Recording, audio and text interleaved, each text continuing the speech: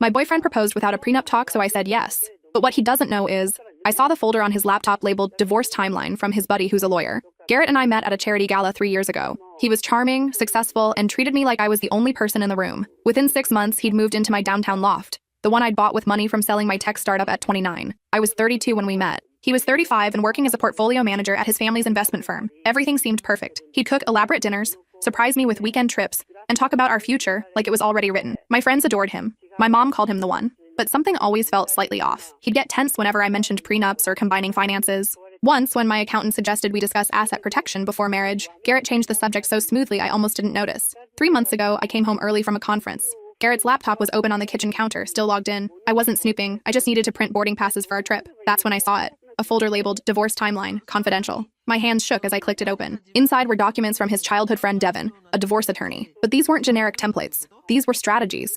Detailed plans outlining how to maximize settlement money from a higher-earning spouse, how to establish financial dependence, when to file for optimal alimony calculations. There were notes in Garrett's handwriting. Move wedding to month 8 of cohabitation. Quit job month 3 of marriage to establish income disparity. File month 18. My startup had sold for $4. $2 million. After taxes and reinvestment, I had about $2.8 million in liquid assets, plus the loft worth $890,000. Garrett's notes estimated he'd walk away with at least $1.5 million in a settlement. I sat there for an hour, reading everything. How he'd slowly been positioning himself as financially dependent. How he'd convinced me to put both our names on my car lease. How he'd been documenting every gift I gave him as evidence of our shared lifestyle. The worst part? A text thread with Devin discussing my business contacts. They were planning to leverage my network for Garrett's consulting business, then divorce me right after he'd established credibility in the industry. I closed the laptop, made dinner. When Garrett came home, I kissed him like nothing had happened. For the past 3 months, I've been playing the perfect girlfriend while quietly documenting everything. I hired my own attorney, not for a prenup, but for something else entirely. I've been slowly moving my assets into trusts my parents set up years ago, restructuring my business interests, building an airtight case. Last week, Garrett proposed at my favorite restaurant. Down on one knee, tears in his eyes, the whole performance. He'd quit his job 2 days earlier, claiming he wanted to pursue his passion for consulting, but I knew the real reason. I said yes. Watched him beam as he slipped the ring on my finger. That night, he suggested we skip the prenup talk. I don't want anything to come between us, he said. What's yours is ours. I agreed immediately. Let him think he'd won. What Garrett doesn't know is that I've already filed a lawsuit against him and Devin for fraud and conspiracy. My attorney is currently compiling evidence of their scheme to defraud me through a sham marriage. The lawsuit will be served the morning of our wedding rehearsal, in front of his entire family and the colleagues he'd hoped to impress with my connections. Devin's going to lose his law license. Garrett's going to be exposed as a con artist to everyone who matters in his world. And I'm going to make sure every gold digger in this city knows what happens when you try to play me. The wedding's in 3 weeks. He thinks I'm busy planning our honeymoon. I'm actually planning his public humiliation. But something happened this morning that changes everything. I got an email from an address I didn't recognize. Inside was a video file. When I opened it, I saw myself sitting at my laptop 3 months ago, reading that divorce timeline folder. Someone had been watching me, recording me. The email had only one line. We need to talk about what happens next.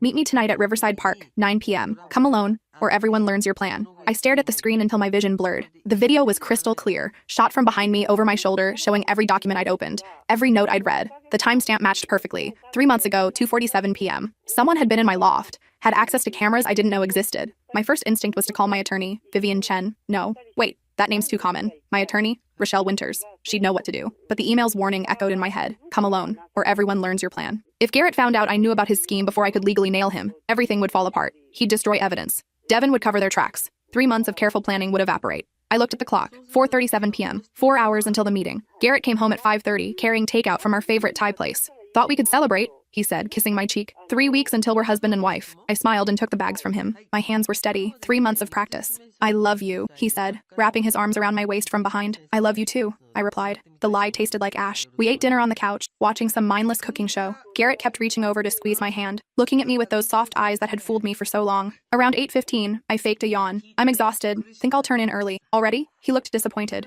I thought we could look at honeymoon packages. Tomorrow, I promised. I want to be fresh so we can really focus. He kissed my forehead. Get some rest, baby. I went to the bedroom and changed into dark jeans and a black sweater. At 8:45, I climbed out the bedroom window onto the fire escape, something I hadn't done since I was 23 and sneaking out to meet my ex. The irony wasn't lost on me. Riverside Park was a 15-minute walk from my loft. The October air bit through my sweater as I made my way through the shadows, staying off the main streets. I'd left my phone at home, powered off. Whoever had those cameras might be tracking more than just my laptop. The park was nearly empty. A few joggers, a homeless man sleeping on a bench near the entrance. I headed toward the river walk, where old lampposts cast pools of yellow light every 30 feet. At exactly 9 p.m., a figure emerged from behind a large oak tree. It was a woman, mid-40s maybe. She wore a long coat and had auburn hair pulled back in a tight bun. Something about her face seemed familiar, but I couldn't place it. You came, she said. Her voice was steady, businesslike. Who are you? I demanded. How did you get cameras in my home? My name is Veronica Ashford, and I didn't put cameras in your home. She pulled out her phone and showed me a photo. Devin did. The photo showed a small device, no bigger than a button, installed in what looked like the air vent above my kitchen counter.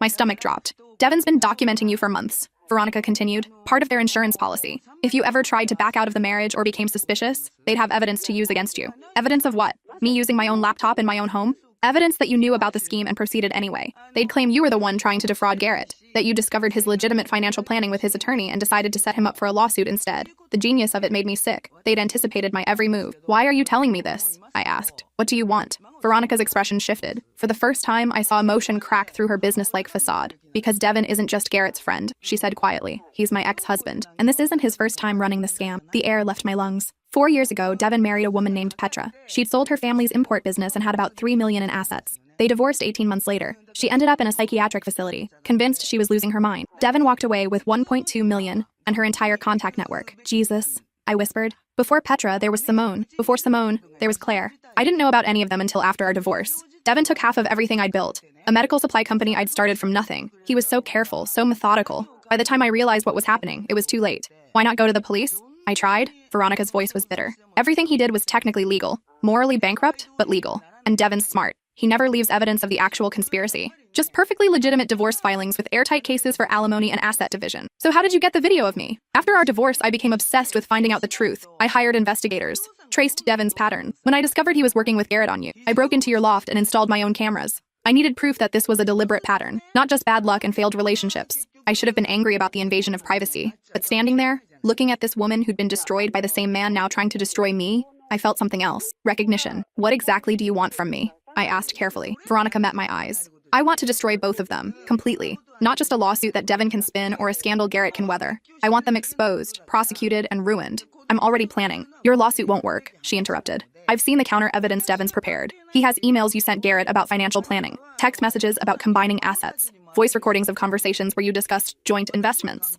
all taken out of context, but devastating in court. My carefully constructed plan was crumbling. Devin's been doing this for over a decade, Veronica continued. He's refined it into an art form. Your attorney might be good, but Devin's better. He'll tie up your lawsuit in motions and depositions for years. Meanwhile, Garrett will file for divorce, and you'll be fighting on two fronts. You'll win eventually, maybe, but it'll cost you everything, financially and emotionally. Then what do you suggest? Veronica smiled. It was not a kind smile. I suggest we give them exactly what they want. Let them think they're winning. Let them get comfortable, make mistakes.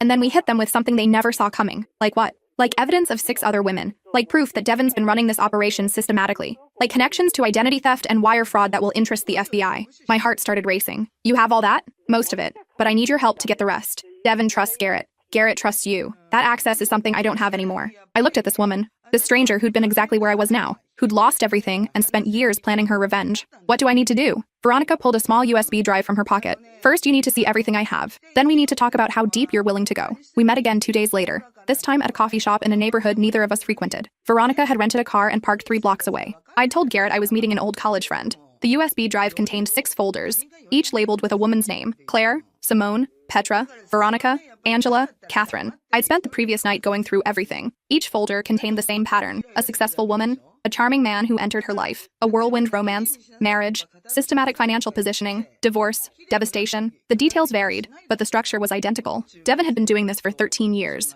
The first was probably Claire, Veronica explained, stirring her coffee. She committed suicide 6 months after the divorce. Her family tried to investigate, but Devin had covered his tracks perfectly. How did you find all of these women? After my divorce, I couldn't let it go. I hired a forensic accountant to trace Devin's finances. Every sudden influx of money corresponded to a divorce settlement. From there, I tracked down the women. Most wouldn't talk to me. They were too traumatized, too ashamed. But 2 agreed to share their stories. Angela and Catherine. They helped me find the others. And Garrett? How long has he been involved? Garrett's the newest addition. Devin brought him in about 4 years ago. Before that, Devin was operating alone, which was riskier. Having a partner meant he could set up more elaborate schemes. Garrett plays the loving fiancé while Devin handles the legal framework. Have they done this to anyone else together? Veronica nodded. Once. A woman named Tessa. She owned a chain of yoga studios. Garrett courted her for 2 years. They were married for 14 months. She ended up selling her entire business to pay the settlement. Where is she now? Managing a yoga studio in Colorado. Working for someone else. The coffee tasted like poison in my mouth. Here's what we need, Veronica said, pulling out a notebook. Devin's computer. He keeps detailed records, everything from initial target research to post-divorce financial tracking. It's his insurance policy, his trophy collection,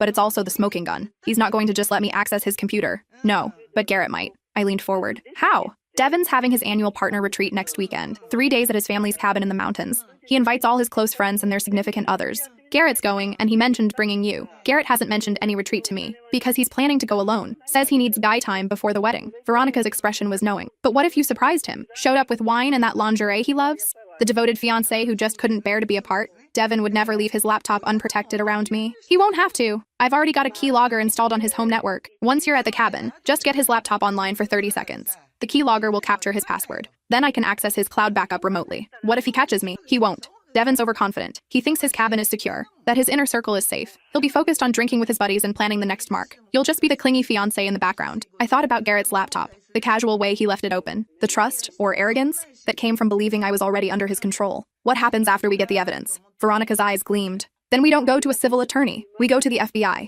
Wire fraud, conspiracy to commit fraud, racketeering. With 6 victims and documented patterns, we're talking federal charges, real prison time. And the other women? They'd have to testify. Angela and Catherine already agreed. Once we have Devin's records, the others will too. Seeing proof that they weren't alone, that this was a deliberate operation, it'll give them the strength to come forward. When's the retreat? Friday to Sunday. 3 days. And if something goes wrong, if they realize what I'm doing? Veronica reached across the table and squeezed my hand. Then you run. I'll have a car waiting at the base of the mountain. But nothing will go wrong. Devin's biggest weakness is his certainty that he's smarter than everyone else. I thought about Claire, who'd killed herself, about Petra in a psychiatric facility, about all the women whose lives these men had methodically destroyed for money. I'm in, I said. I showed up at the cabin on Friday evening with an overnight bag and Garrett's favorite whiskey. The cabin was massive, more of a mountain lodge than anything rustic. Floor-to-ceiling windows overlooked a private lake. Inside, leather furniture surrounded a stone fireplace that could fit 3 people standing upright. Garrett's face when he opened the door was priceless. Shock, then panic, then a forced smile. Babe, what are you doing here? I missed you, I said, pressing against him. 3 days felt like too long. Behind him, I could see 4 other men sitting around the fireplace. Devin was among them, his expression unreadable. This is really a guy's weekend, Garrett tried. I know, but I brought provisions. I held up the whiskey. And I promise I'll stay out of your way. I just wanted to be close to you. One of the other men, tall with silver hair, laughed. Let her stay, Garrett. My wife pulled the same thing last year. It's sweet. Garrett's jaw tightened, but he stepped aside. Of course. Come in. Devin stood as I entered. Garrett's fiancé. We finally meet properly. Finally, I said, shaking his hand. His grip was firm, testing. I've heard so much about you. Nothing bad, I hope. Only that you're Garrett's oldest friend, and his attorney. He trusts you completely. Something flickered in Devin's eyes. Calculation. Well, any friend of Garrett's is welcome here, he said smoothly. Let me show you to the guest room. The cabin had 6 bedrooms. Devin led me to the smallest one, tucked at the end of a hallway. Bathrooms down the hall, he said. We'll be up late, so don't wait up for Garrett. I won't. Thank you. After he left, I texted Veronica from the burner phone she'd given me. I'm in. Her response came immediately. His office is 2nd floor, northeast corner. Wait until 2 a.m. I unpacked slowly, giving them time to settle back into their evening. Through the walls, I could hear laughter and the clink of glasses. Male bonding over scotch and cigars while they planned their next victim. At midnight, I emerged in silk pajamas and walked to the kitchen for water. The men were still in the living room, sprawled across couches and chairs. Garrett saw me and waved. Can't sleep? He called. Just thirsty. Don't mind me. Devin watched me pour water from the filtered pitcher. His eyes tracked my movements with an intensity that made my skin crawl. Beautiful place you have here, I said to him. Thank you. It's been in my family for generations. Must be nice, having roots somewhere. It has its advantages. He took a sip of his scotch. Garrett tells me your family doesn't have any property? The question was casual, but I heard the assessment beneath it. My parents divorced when I was young. Everything got split up. I leaned against the counter. It's part of why I worked so hard to build something of my own. Smart. A woman should always have her own security. That's what my mom always said, though she didn't follow her own advice. Devin's expression softened, false sympathy. Divorce is difficult. Devastating, actually. She trusted my dad completely. Never thought she needed to protect herself. I met his eyes. I learned from her mistakes. Good girl, he said. The praise made my stomach turn. I finished my water and said goodnight. Back in my room, I set an alarm for 1:45 a.m. and forced myself to sleep. The alarm buzzed softly against my wrist. I'd worn my smartwatch set to vibrate only. In the hallway, silence. The men had finally gone to bed. I moved like a ghost through the darkened cabin. The stairs didn't creak. Expensive construction. Devin's office door was unlocked. Inside, his laptop sat on a mahogany desk, exactly where Veronica said it would be. I powered it on. The screen glowed in the darkness, casting blue light across built-in bookshelves filled with legal texts. A password prompt appeared. I pulled out the tiny USB drive Veronica had given me. It was disguised as a charging adapter. I plugged it into the laptop's port. 30 seconds. That's all it needed. I counted. 25, 26, 27. A floorboard creaked in the hallway. My heart stopped. I yanked the drive out and shoved it in my pajama pocket. The laptop screen was still glowing. I couldn't shut it down without making noise. The door opened. Devin stood in the doorway, backlit by hallway lights. He was still fully dressed. Lost? He asked quietly. I heard a noise. Thought it might be a raccoon or something. My friend's cabin in Vermont gets them all the time. He stepped inside and closed the door behind him. At 2 a.m., in my private office, the door was open. I just peeked in. My laptop just mysteriously turned on. I forced out a nervous laugh. Is it on? I didn't touch anything. Maybe it's on a timer or something? Devin moved to the desk. He touched the mouse. The screen flickered. Interesting. It doesn't normally wake itself. Maybe I bumped the desk. He studied my face in the dim light. I kept my expression confused, a little embarrassed. You should go back to bed, he finally said. The cabin's alarm system doesn't arm until 3 a.m., but the motion sensors are active. You triggered one, which is why I'm here. I'm so sorry, I didn't mean to. It's fine. He moved between me and the door. But I'm curious. What were you really doing up here? I told you. I heard a noise. Strange, because the motion sensor that triggered wasn't on this floor. It was the one outside my office window. Someone climbing the exterior stairs from the lower deck. My blood ran cold. What are you saying? I'm saying someone tried to access my office from outside? When that failed, they tried from inside. And the only person who doesn't belong in this cabin is you. He pulled out his phone. I'm going to show you something, he said. And then you're going to tell me exactly who sent you. The phone screen showed security camera footage. Black and white, timestamped 1:52 a.m. A figure in dark clothes climbing the exterior stairs to the office balcony. It was Veronica. This woman's been following me for months, Devin said calmly. My ex-wife, quite unhinged actually. And now she's recruited you, which means Garrett's little plan hit a snag. He knew everything. I don't know what you're talking about, I said. Devin laughed. It was genuine, amused. Please. You've known about Garrett's timeline for 3 months. And instead of confronting him or leaving, you've been playing along, filing lawsuits, moving assets. Very clever. But what you didn't realize is that I've been watching you the entire time. He gestured to his laptop. Every email you sent your attorney, every document you reviewed, every transfer to those cute little family trusts. I have it all. And it paints a very different picture than the one you're trying to create. You're insane. No, I'm thorough. It's why I'm good at what I do. He moved closer. Here's what's going to happen. You're going to go back downstairs and pack your things. You're going to tell Garrett you have a family emergency and need to leave. And then you're never going to contact him, me, or anyone associated with us again. And if I don't, then I release evidence showing you've been running a malicious prosecution scheme, deliberately entrapping Garrett in a fake relationship to sue him for fraud. The cameras in your loft, which you now know about, show you discovering documents and immediately beginning a conspiracy to frame an innocent man. That's not what happened. Doesn't matter. It's what a jury will believe, especially when I show them the restraining order Veronica has against her, the psychiatric evaluations, the evidence of her harassment. You're just another pawn in a disturbed woman's vendetta. The trap was perfect. He'd anticipated everything. Garrett really cares about you, you know, Devin continued. This isn't just business for him. He fell hard, but he's got bad spending habits, bad investments. He needed financial security. I showed him how to get it. Clean, legal. Everyone walks away with something. Everyone except the women you destroy. Dramatic. They all recovered. They all moved on. Some of them are even grateful. It taught them to be more careful. Claire committed suicide. Devin's expression didn't change. Claire had pre-existing mental health issues. Not my responsibility. I thought about the USB drive in my pocket. 30 seconds wasn't enough. Veronica wouldn't get the password. This entire plan had failed. You seem to be calculating your options, Devin said. Let me simplify. Leave now, disappear quietly, and I'll make sure Garrett doesn't come after you legally. Stay, fight, make noise, and I'll destroy you in ways you can't imagine. I've done this 14 times. You're not special. 14? My voice cracked. I thought it was 6. 6 women, 14 total marks. Some of them were men, some were business partnerships, some were inheritance schemes. I'm adaptable, he smiled, and I've never lost. Outside the window, I saw movement. Veronica was still out there, watching. Get out of my office, Devin said. You have 30 minutes to leave my property. I walked past him, every muscle screaming to run. In the hallway, Garrett's door was still closed. He had no idea this conversation had happened. Back in my room, I grabbed my bag with shaking hands. The burner phone buzzed. Are you okay? He caught me. I'm leaving. Did you get it? I looked at the USB drive sitting in my palm. 30 seconds. Not enough time. No, I'm sorry. 3 dots appeared. Disappeared. Appeared again. Go to the car. We'll figure something out. I crept down the stairs. In the living room, Devin sat in an armchair facing the front door, his laptop open on his knees. Smart choice, he said without looking up. I didn't respond. I walked out into the cold mountain air and didn't stop until I reached the car Veronica had left at the base of the mountain road, a mile away. She was waiting inside. One look at my face told her everything. It's over, I said. Veronica started the car without a word. We drove in silence for 20 minutes before she pulled over at a rest stop. Tell me exactly what happened. I recounted everything. Devin's appearance, the security footage, his threats, his confession to 14 scheme. He's been following me for months, I finished. He has evidence that makes me look like the criminal. Veronica's hands gripped the steering wheel. He did the same thing to me, turned everything around so I looked like the unstable ex-wife. What did you do? I spent 4 years trying to fight him legally. Lost everything. Money, reputation, time. Finally gave up. She looked at me. Or at least, I let him think I did. What do you mean? She reached into the back seat and pulled out a laptop. When I broke into your loft to install cameras, I didn't just watch you. I used your internet connection to access Devin's cloud backup. He's paranoid about his own security, but he never thought someone would piggyback on an investigation target's network. You already have his files? Most of them. But they're encrypted with a password that changes daily. I've been trying to crack it for months. She opened the laptop. But here's what I learned tonight. Devin records everything. Every conversation. Every confrontation. It's his insurance policy. He was recording us. In his office. Exactly. Which means somewhere in his system, there's audio of him confessing to 14 schemes. To Claire's suicide, to his entire operation. Hope flickered. But we can't access the files. We can't. But I know someone who might be able to. She pulled out her phone. 4 years ago, When Devin destroyed me, he made one enemy I don't think he's aware of, his own brother. Devin has a brother, Malcolm, younger by 6 years. Devin paid him pennies to manage the cabin property while taking all the rental income. Malcolm found out, confronted him, and Devin sued him into silence with an NDA. How do you know this? Because Malcolm's wife was my therapist during my divorce. She knew what Devin had done to me. When she realized her brother-in-law was the same Devin, she broke confidentiality, off the record, to warn me about what kind of man I was dealing with. Will Malcolm help us?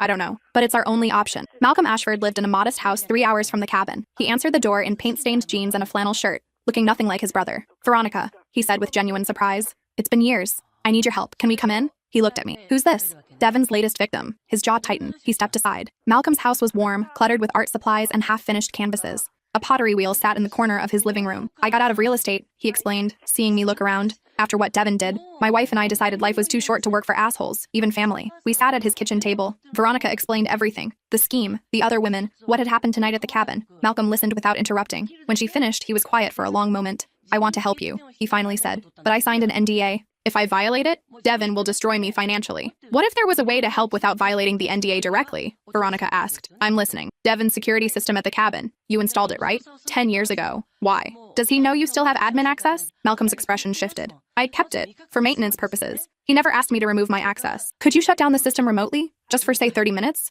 What are you planning? Devin records everything in that office. Every conversation, every meeting. It's all backed up to a server in the cabin's basement. If we could access that server without triggering alarms, you want me to help you break into my brother's property and steal his data. I want you to help us stop him from doing to other people what he did to you and me. Malcolm stood and walked to the window. Outside, his wife was working in a small garden despite the cold. He ruined my life, he said quietly. Took the one thing I'd built and turned it into a legal nightmare. I lost 3 years fighting him. Almost lost my marriage. I know, Veronica said. And you think this evidence will actually stop him? With your help? Yes. He turned back to us. I have conditions. First, my name stays out of this completely. Second, you have to give me evidence that protects me if Devin ever figures out I was involved. Third, whatever you find, you use it to help everyone he's hurt, not just yourselves. Agreed, Veronica said immediately. I nodded. Malcolm pulled out his phone. The security system goes into maintenance mode every Sunday at 3 a.m. It's automated. A legacy setting I built in that Devin never changed. During maintenance mode, the cameras loop previous footage and the motion sensors deactivate. Lasts exactly 45 minutes. That's tomorrow morning, I realized. Which means you have one shot at this. The server room is in the basement, access panel behind the water heater.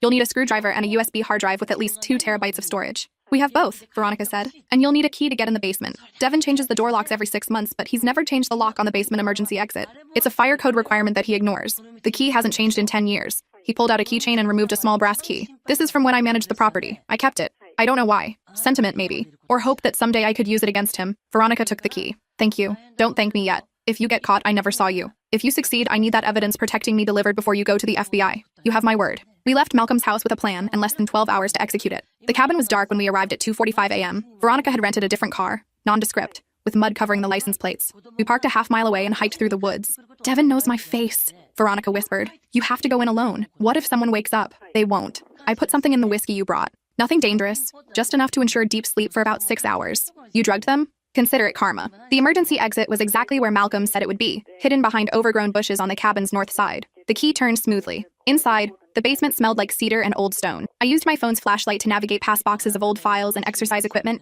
until I found the water heater. Behind it, barely visible, was a panel secured with 4 screws. My hands shook as I worked them loose. The panel came away, revealing a server rack with blinking lights and enough cables to power a small data center. Devin wasn't just backing up his files. He was running a full surveillance operation. I connected the hard drive Veronica had given me and started the transfer. The progress bar appeared. 47 minutes estimated. Too long. The maintenance window was 45 minutes. I texted Veronica. Need more time. Can't. Malcolm's window is all we have. The progress bar crawled forward. 5%. 8%. Upstairs, a toilet flushed. My heart stopped. Someone was awake. Footsteps crossed the floor directly above me, heading toward the kitchen. 13%. The footsteps stopped. A cabinet opened. Water ran. Please, just go back to bed. The water shut off. Footsteps retreated. A door closed. 21%. I checked the time. 3:22 a.m. 8 minutes left in the maintenance window. 34%. This wasn't going to work. We'd have 50-something% of the data, which might not include the critical evidence we needed. Unless... I pulled out my phone and opened the file directory on the server. Scrolled through folders until I found one labeled Audio Archive Confidential. This was what we needed.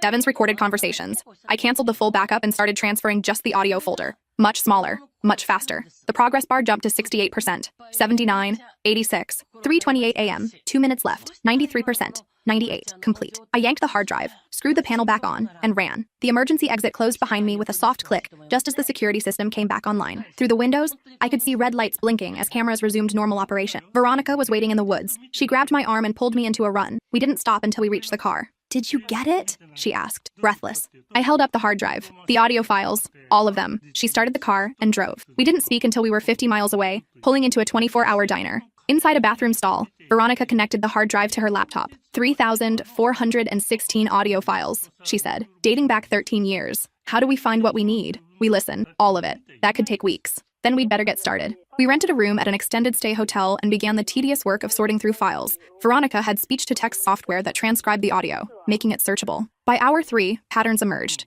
Devin labeled his files with victim names and dates. We found folders for each woman: Claire, Simone, Petra, Veronica, Angela, Catherine, Tessa, and 8 others we didn't know about. 14 total, just like Devin had said. "Here," Veronica said, clicking on a file. "This is dated 2 days after Claire's divorce was finalized." Devin's voice filled the room, told her she was worthless, that she'd thrown away everything for a marriage that was a lie from the start. Honestly, I didn't think she'd actually do it, but she did. And now we need to be careful. Her family's asking questions. Another voice, Garrett's. "You think they'll investigate? They can try. Everything we did was legal, but we need to lay low for a year. No new marks until this blows over." My hands clenched. They knew. They knew Claire killed herself because of them, and they only cared about covering their tracks. We kept listening, found files documenting how they'd targeted each woman, how they'd researched their finances, how they'd crafted personalized approaches. One file, dated 3 years ago, made me sick. "I like this one," Garrett's voice said. "Tech startup, no family money, already trusts too easily based on her social media. Give me a year and she'll be perfect." They were talking about me. "You sure you can handle a long con?" Devin asked. 3 years is a lot of acting. I'm motivated. She's worth at least $2 million, maybe more if she has unlisted assets. That's life-changing money. Just don't actually fall for her. That's how these things go wrong." Garrett laughed. "Please. I know what this is." But later files told a different story. 6 months into our relationship, a recording of Devin and Garrett arguing. "You're getting attached," Devin said. "I can see it. I'm not. I'm just being thorough. You bought her a dog. That wasn't part of the plan. She was sad. It helped build trust. You're rationalizing. This is exactly what I warned you about. I can separate business from feelings. I'm fine. You'd better be, because we're past the point of no return. If you back out now, I'll have to target her myself, and I don't have 3 years of groundwork." Silence. Then Garrett. "I'm not backing out. I told you, I'm fine." But he didn't sound fine. He sounded conflicted. I thought about all the little moments. The way Garrett looked at me sometimes. The kindness that seemed genuine. The dog he'd bought me when my friend's pet died. Had he actually developed feelings? Or was that just wishful thinking? "It doesn't matter," Veronica said, reading my expression. "Whatever he felt, he still chose to go through with it. That's what matters." She was right. Remorse without action was just guilt. We spent the next 2 days organizing everything, building a timeline, creating a comprehensive case that laid out the entire operation. On the 3rd day,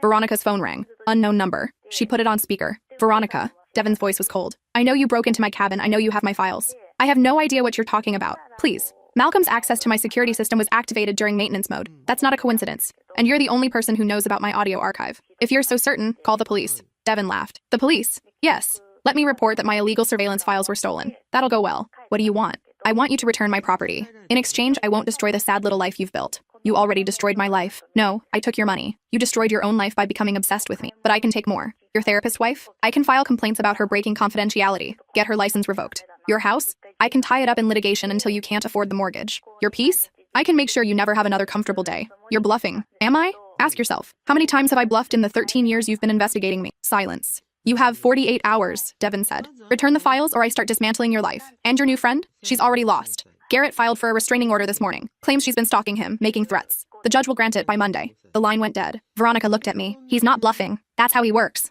Relentless legal warfare until you give up. Then we don't wait," I said. "We go to the FBI now." "With what? Audio files obtained through illegal breaking and entering? They'll never be admissible. But they'll know the pattern exists. They can investigate properly. Devin's too smart. By the time the FBI gets warrants, he'll have destroyed everything. These files are our only leverage and they're legally worthless." I thought about Claire, about Petra, about all the women whose lives had been destroyed while Devin walked free because he understood how to exploit every legal loophole. "What if we don't use the files legally?" I said slowly. "What do you mean?" "Devin's biggest asset is his reputation, his law practice, his network. What if we don't try to put him in prison? What if we just expose him? Make it impossible for him to continue? Public exposure? That's risky. Defamation lawsuits. Not if everything we expose is true. Not if we have proof." Veronica's eyes widened. "You want to leak the files?" "Not leak, release. Properly, with context and documentation. Let the court of public opinion do what the legal system can't. Devin will sue us into oblivion. Let him. Sue for what? We'll release everything anonymously, create a website, send copies to journalists. Make sure everyone Devin has ever worked with knows exactly what he's been doing. The other women. We'd be exposing them too. Then we get their permission first.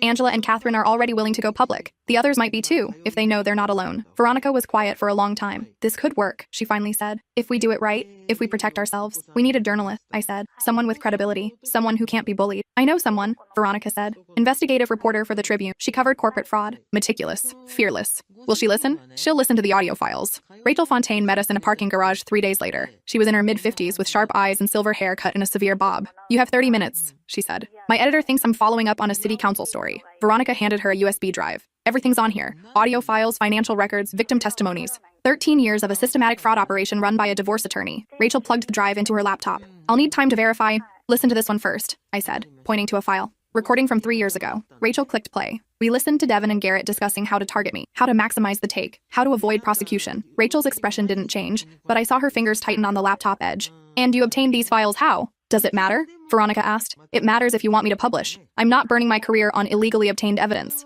The files prove a pattern, I said. 14 victims. Multiple violations. You can use this as a starting point for your own investigation. Talk to the victims. Get on-record testimonies. File FOIA requests for court records. That could take months. Then take months. But in the meantime, make enough noise that Devin can't operate. Let his clients know they're being represented by a predator. Let his colleagues know what he's been doing. Rachel was quiet, listening to more files. Finally, she looked up. I'll need to talk to the victims. On record. With documentation. We can provide that, Veronica said. And I'll need statements from both of you, including how you obtained this evidence. Anonymously. I don't work with anonymous sources for a story this big. Then we'll be named sources. But you protect us from defamation suits. I can't promise that. If Devin comes after you legally, that's separate from the publication. We know, I said. We're willing to take that risk. Rachel studied us. Why? What's worth risking everything? I thought about Claire. About the USB drive Garrett had asked for early in our relationship. The one that had probably contained stolen business data. About all the women who'd been targeted and destroyed. Because someone has to stop him, I said. And if not us, then who? Rachel closed her laptop.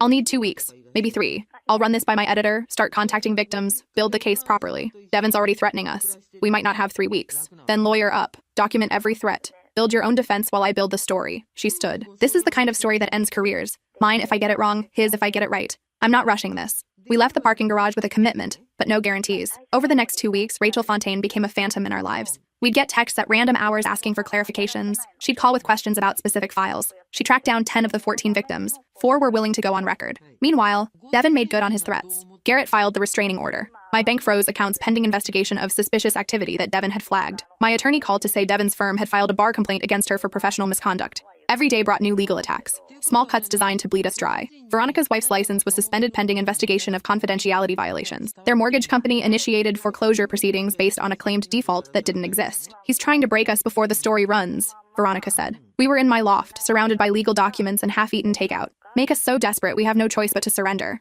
Will it work? It worked on me last time. But not this time? She looked at me. This time I'm not alone. That night, Garrett showed up at my door. I almost didn't recognize him. He looked terrible, like he hadn't slept in days. We need to talk, he said. I should have closed the door, should have called the police. But something in his expression stopped me. 5 minutes, I said. Then I'm calling security. He stepped inside, looked around at the loft that had been our home. Devin told me what you found, he said quietly. The audio files, the evidence. Which evidence? There's so much. All of it. He sat on the couch, head in his hands. I knew you were smart. I knew you'd probably figure it out eventually. I just didn't think it would be before the wedding. Were you ever going to tell me the truth? No. I was going to go through with it. Divorce you. Take the money. He looked up. That was the plan. Was? I can't do it anymore. I thought I could separate feelings from business, but I can't. I fell in love with you. Actually love you. And I have no idea what to do about that. You could start by not trying to rob me. I'm in too deep. Devin has dirt on me. Things I did for other cons. If I back out, he'll destroy me. Good. Garrett flinched. I deserve that. You deserve a lot more than that. I know. He stood. I came here to warn you. Devin's planning something bigger than legal threats. He knows about the journalist. He knows the story's going to run, and he's not going to let it happen quietly. What's he planning? I don't know exactly. But I heard him on the phone talking about permanent solutions and cleaning up loose ends. He sounded different, desperate. A chill ran down my spine. Are you saying he'd hurt someone?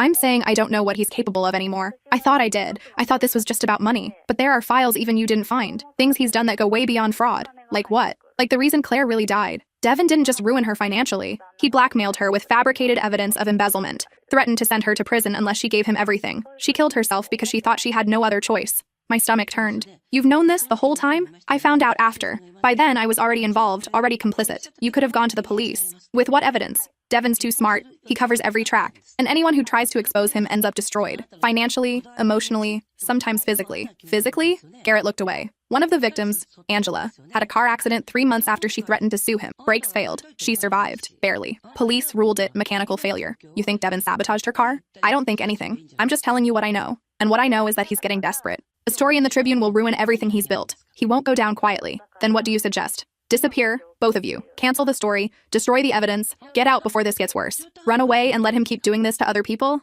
Yes, because the alternative might be dying. I'm not going to... A crash from the kitchen interrupted me. Both of us turned. The window above the sink was shattered. A brick lay among the broken glass. Wrapped around the brick was a note. Last warning. Garrett's face went pale. That's not Devin's style. He's always indirect. Always uses legal channels. Then who? I don't know, but we need to leave. Now. Before I could respond, my phone buzzed. Rachel Fontaine. Story runs tomorrow. Front page. Be ready. I showed Garrett the message. Then tonight's your last chance to walk away, he said. Once this goes public, there's no going back. I'm not walking away. I know. That's what I love about you. It's also what's going to get you killed. He walked to the door, paused with his hand on the knob. For what it's worth, he said. I'm sorry. I wish I'd been better. I wish I'd chosen differently. You still can. It's too late for me, but maybe not for you. Be careful. He left. I called Veronica immediately. We have a problem. The story ran the next morning. Front page of the Tribune, with a headline that made my breath catch. The marriage broker. How a divorce attorney ran a 13-year fraud ring. Rachel had done it. 5,000 words detailing everything. Devin's pattern. The victims. The audio evidence. Financial records showing suspicious divorce settlements totaling over $12 million. 4 women were quoted by name. Angela, Catherine, Veronica, and me. By noon, the story had been picked up by national outlets. By evening, the State Bar Association had opened an investigation. By midnight, the FBI had issued a statement confirming they were looking into potential wire fraud charges. Devin's law practice collapsed overnight. Clients withdrew. Partners resigned. The firm issued a statement placing him on immediate leave. Veronica called at 2 a.m. crying. We did it. We actually did it. Not yet. I said. Devin's still free, he could still run. Where would he go? His passport's been flagged. His assets are frozen. It's over. But it wasn't over. 3 days after the story ran, I got a call from an unknown number. You won, Devin's voice said. I'm impressed. I didn't think you had it in you. What do you want? To apologize. Sincerely. What I did to you and the others, it was wrong. I see that now. You're lying, probably. But I wanted you to know something. This isn't the end. It's just a pause. I've been doing this for 13 years because I'm good at it. And when the dust settles, when the media cycle moves on, I'll reinvent myself. New name, new city, new scam. You can't stop me. You can only slow me down. The FBI will find just enough evidence to make noise, but not enough to convict. I've been careful.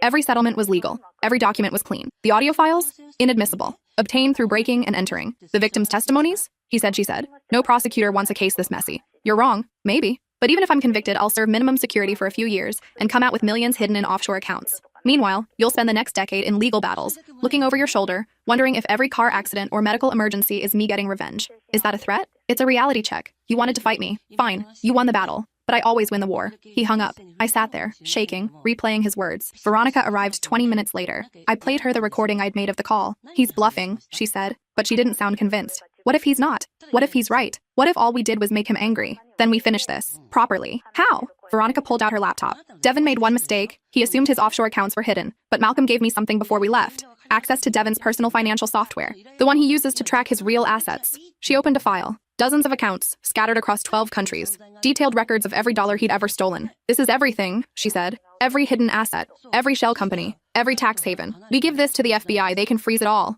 He'll just hide more money. Not if we move faster. Veronica's eyes gleamed. We don't give this to the FBI. We give it to the IRS. Tax evasion is one thing they never forgive. And with this documentation, they can seize everything. Accounts, property, future earnings. They can make sure Devin never profits from any of this again. And then we make sure every police department, every law firm, every city he might try to operate in knows exactly who he is. We create a database, a permanent record, facial recognition alerts. We make it impossible for him to ever reinvent himself. That sounds insane. It sounds necessary. And so we did it. Spent 3 months building the case, filed reports with every relevant agency, created a website documenting Devin's entire operation, contacted every bar association in every state. By the time we finished, Devin Ashford was unemployable, uninsurable, legally toxic. 6 months after the story ran, he was arrested for tax evasion. Federal charges, 15 counts. His trial lasted 3 weeks.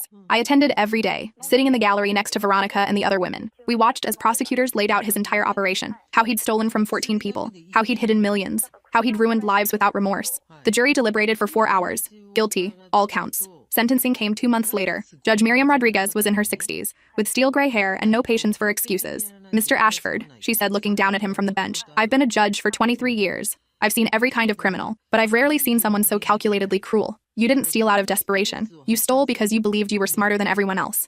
You destroyed lives because it was profitable. And when confronted with your actions, you showed no remorse, only anger at being caught. Devin stood straight, expressionless. This court sentences you to 18 years in federal prison, followed by 10 years of supervised release. Additionally, you are ordered to pay restitution totaling $14.3 million to your victims. Your assets have been seized. Your law license is permanently revoked. And upon release, you will be subject to ongoing monitoring to ensure you never practice law or engage in financial advising again. The gavel fell. Devin turned as they led him away. His eyes found mine in the gallery. No anger, no threats, just emptiness. Garrett testified against him, took a plea deal for 3 years minimum security in exchange for full cooperation. He sent me a letter once, apologizing again. I never responded. The 4 women who'd gone on record, Angela, Catherine, Veronica, and I, started a foundation. We called it the Second Chances Project. It helps victims of financial abuse rebuild their lives, provides legal resources, counsels people on how to protect themselves from predatory partners. We get calls every day from people who see themselves in our story. Devin was right about one thing. There are more people like him out there, running the same scams,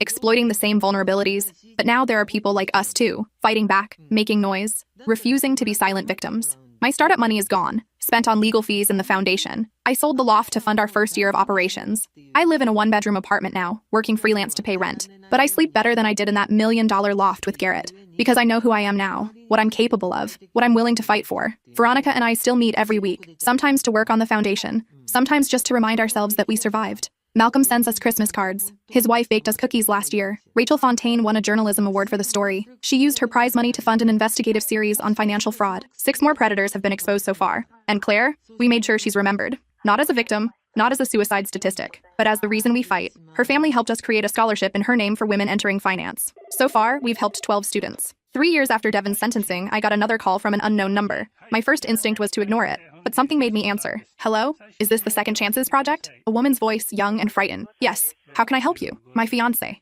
I found files on his computer. Plans. Like he studied me. My finances. My vulnerabilities. And there's an attorney helping him. I think they're going to... I know, I said gently. I know exactly what they're going to do. But you're going to be okay. We're going to help you. How? Because it happened to me, and I survived. And so will you. I talked her through the next steps. How to document everything, how to protect her assets, how to find a good attorney, how to be patient and strategic. When we hung up, I sat in my small apartment and felt something I hadn't felt in years. Hope. Not because the predators were gone. They're not. They'll never be gone. But because now their victims know they're not alone, know they can fight back, know they can win. And that, in the end, is everything. Devin got what he wanted. He hurt me, cost me money, changed my life. But he lost something more important. He lost his power. And I gained something he'll never understand. I gained myself back. The wedding venue sent me a bill for canceling. $15,000. I framed it and hung it in my office at the foundation. Underneath, I added a plaque. Best money never spent. Every time someone tells me they're worried about the cost of leaving a bad relationship, I show them that bill. Your peace, I tell them, is worth more than any wedding, more than any settlement, more than any amount someone tries to take from you. Some lessons cost millions. Some lessons are priceless. And some lessons, like learning you're stronger than anyone who tries to break you, are worth every penny.